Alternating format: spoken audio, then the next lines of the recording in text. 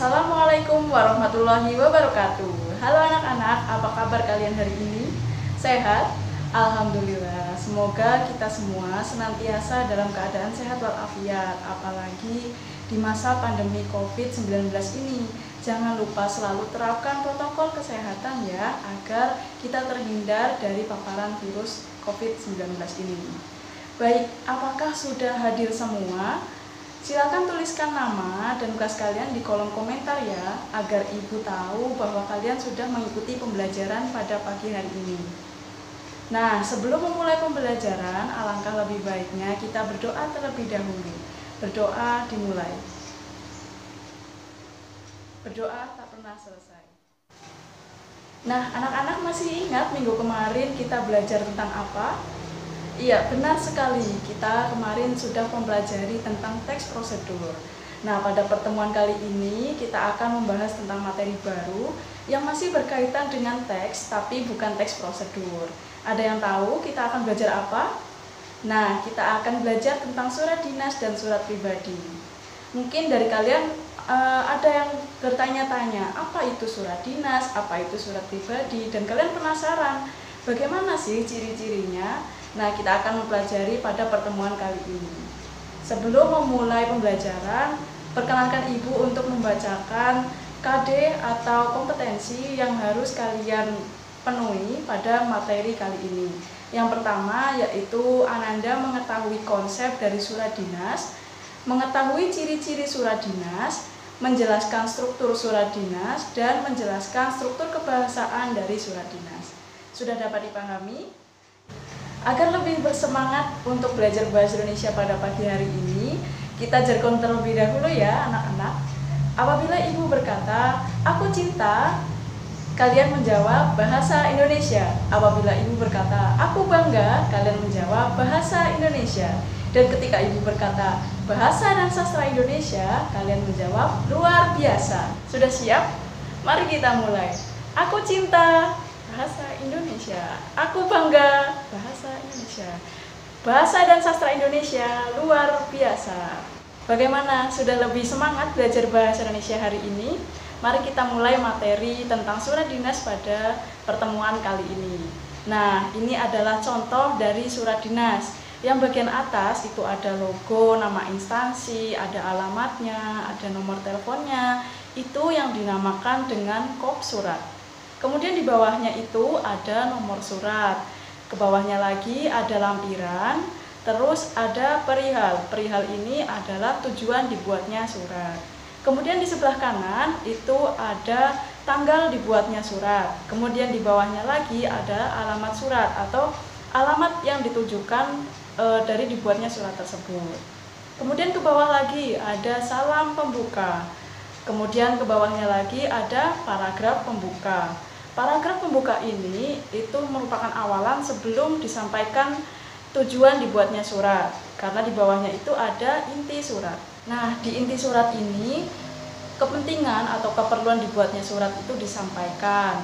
Kemudian setelah inti suratnya selesai, berlanjut menjadi paragraf penutup dan salam penutup.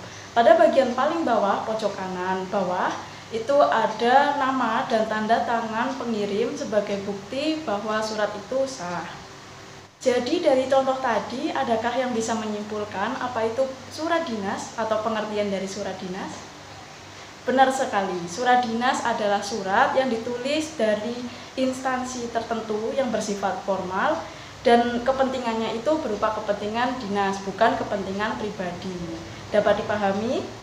Nah, selanjutnya adalah ciri-ciri surat dinas. Anak-anak ada yang sudah tahu ciri-ciri dari surat dinas? Atau tadi sempat membaca buku materi tentang surat dinas? Biar ibu perjelas lagi. Jadi surat dinas memiliki 3 ciri-ciri. Yang pertama yaitu berisi tentang keperluan formal atau resmi dari suatu instansi. Jadi bukan kepentingan pribadi. Yang kedua, hanya ditulis oleh suatu instansi, bukan ditulis perorangan. Yang ketiga, menggunakan bahasa yang formal, bukan menggunakan bahasa sehari-hari. Jadi itu tadi adalah ciri-ciri dari surat dinas. Kemudian ada bahasa pada surat dinas. Nah, bahasa pada surat dinas ini ada ciri-cirinya juga anak-anak. Ciri-cirinya itu juga ada 3. Yang pertama, menggunakan kata sapaan yang bersifat formal. Contohnya itu pada tadi, pada salam pembuka itu ditulis dengan hormat, bukan halo atau sapaan-sapaan yang biasa kita gunakan dalam kehidupan sehari-hari. Yang kedua, menggunakan ragam baku. Jadi bahasa yang digunakan itu ragamnya baku, bukan ragam informal. Kemudian yang ketiga, mengandung makna denotatif atau makna langsung. Jadi tujuan dibuatnya surat tersebut, maksudnya surat tersebut disampaikan secara langsung, bukan menggunakan bahasa kiasan. Seperti itu. Nah, itu tadi materi yang sudah kita bahas hari ini. Ada apa aja? Ada 3. Yang pertama, pengertian surat dinas. Yang kedua, ciri-ciri surat dinas. Yang ketiga adalah struktur kebahasaan surat dinas. Mari kita ingat kembali materi yang sudah kita pelajari hari ini. Yang pertama, pengertian.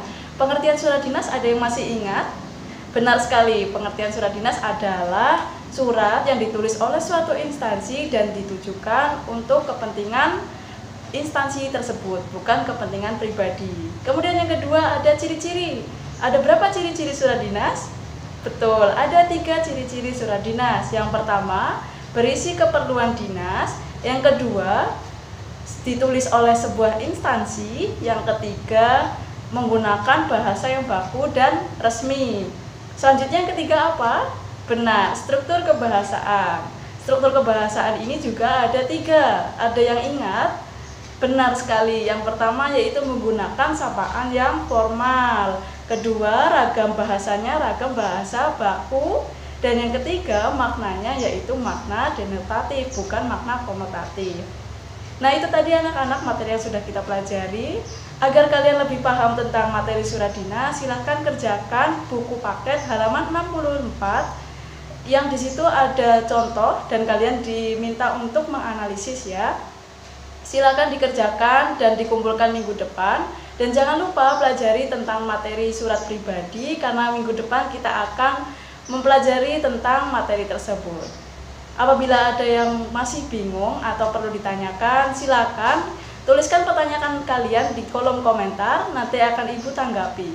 Terima kasih. Wassalamualaikum warahmatullahi wabarakatuh.